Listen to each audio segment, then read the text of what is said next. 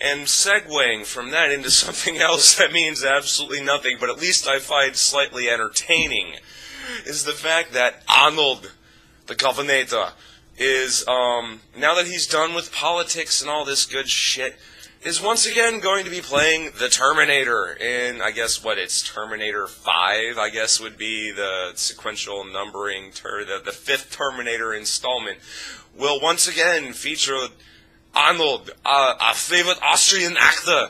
So, that'll be kind of interesting to me, because he's getting old. He's like, 63 now? So it'll be very interesting to see how well he brings his physique. I mean, who knows? His physique may never have even really changed. He may have been as adamant about his personal health and working out as while he was governor as he ever was when he was Mr. Universe or just an actor. So that'll be interesting, and I'm going to be keeping an eye on that whole situation through IMDb.com and a few other different sources for information to see what's going to happen with that, because they don't have a script, they don't have a director, they don't have anything other than the fact that Arnold Schwarzenegger himself has agreed and signed or whatever to play the Terminator, the T-800, once again, in the next installment in the Terminator movie series. So I thought that was kind of interesting. I thought that will be fun, because I like those movies a lot. They're campy, they're sometimes bad, they're sometimes horribly acted, but you know what? I enjoy them. They entertain me, and that's the whole fucking point for that kind of thing, really.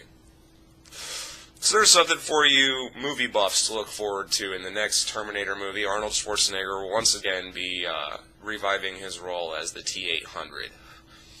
There's no script, no director, no anything so far, so we don't know how it's going to come. But it'll be nice to see. It'll be fun.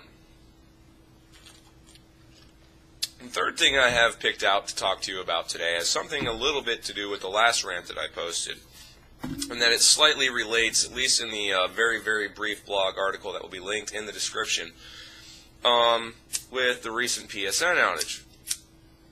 Yes, I'm chain smoking. Deal with it. It's my day off.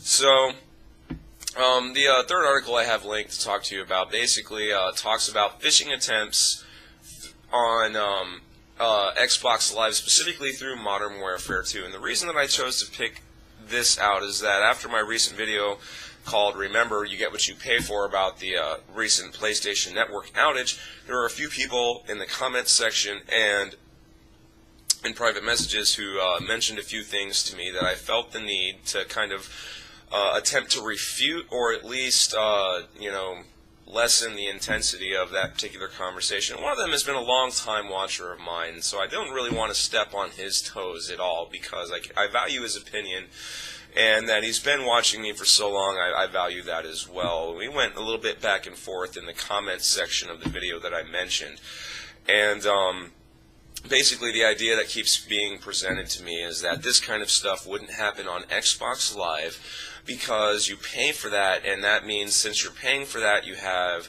better technicians doing better maintenance and better watchdog type stuff on the service. But it seems that they are not entirely immune to this kind of thing, as there are phishing attempts and whatnot going on through Xbox Live, specifically through Modern Warfare 2. So if you play Modern Warfare 2 on Xbox Live and you haven't heard about this kind of thing, and someone sends you a message, or there's some sort of admin or something message that pops up on your screen that demands your information or this, that, or the other, fucking ignore it. It's false. It's a phishing attempt. It's not anything that's legitimate or anything like that. But the point that I'm bringing this up for is that people, when I said Sony, give them some time, people demanding quick and immediate answers to Sony's problems are being unreasonable because the level of the attack or whatever was kind of in-depth, and they're doing a lot of restructuring to fix it. People were saying, well, that just shows that Sony has subpar technicians, and if they knew about it, then this, that, and the other. I feel the need to point out at this point that, as some of you IT guys out there might know, that no system whatsoever is 100% secure unless it is not hooked up to any sort of network anyway. But even then, if it is not hooked up to any sort of network anyway, that system is still not secure because somebody can walk up to it and still intrude it. So no computer system is 100% secure. And it seems to me that sometimes people demand an unreasonable amount of security when it comes to these kind of things, which is why I myself rarely use bank account or credit card information online for anything. If I decide to buy something from a service, say like iTunes, if I want to buy some songs, I go out and I buy an iTunes gift card with cash. I take cash out of my account, I buy that card with cash, and then use that card to purchase the things I want online. Same thing went with PlayStation Network, Xbox Live. I didn't put credit card numbers into the system. I paid cash for vouchers, which allowed me to utilize the system. So when it comes to the kind of things like credit card phishing, I don't worry about it because I was smart enough to remember that no system is 100% secure. And when I do decide to use credit card or debit card account information with a given system, I notify my bank or credit card provider. It says, these are the transactions that I have authorized. If any other transaction comes up that I do not call and tell you that I have authorized, notify me. And that is an option that you have with 95% of credit and debit providers, is to call or verify or email and verify with every single transaction if you want to. So your shit can be secure with a little work from you. And that's the thing that most people seem to be lacking in this whole scenario, is that they're not wanting to do the work to secure their own shit. They're thinking that everyone else should secure it for them, forgetting that no computer system is 100% secure because somebody wrote it, which means somebody can crack it. It's completely 100% human fucking element. Humans can beat humans. We have proven that time and time again in many, many, many, many, many different ways. So that's pretty much what I have to say about that, is people who have been railing against PlayStation Network for, you guys basically suck, and the reason this doesn't happen on Xbox is because we pay for it, is only half true.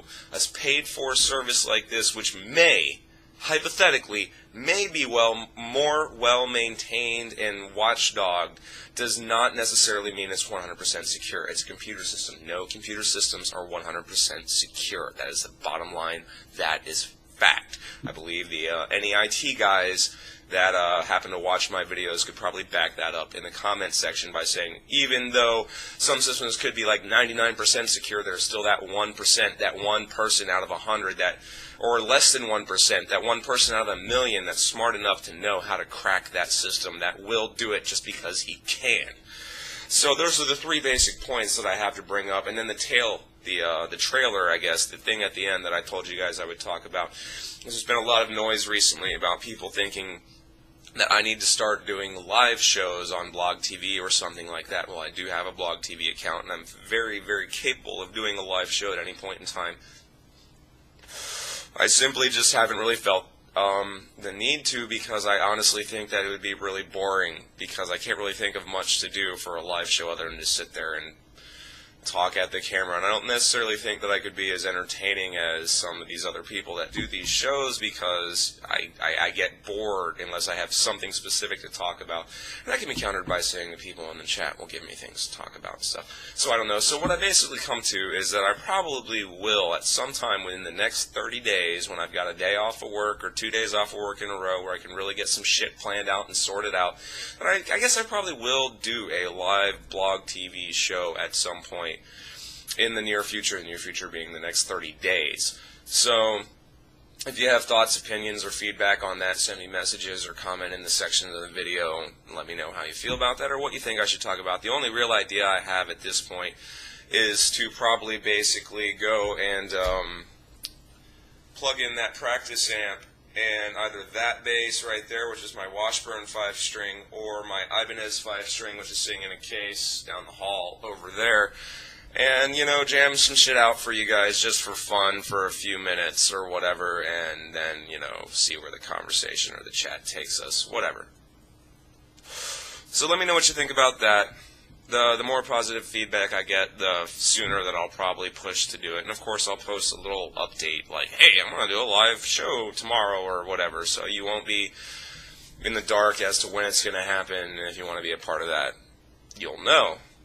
So there you go. There you have it. Those are the things I talk about. That was a long shotgun rant. I imagine it's probably in the neighborhood of like 15 fucking minutes at this point.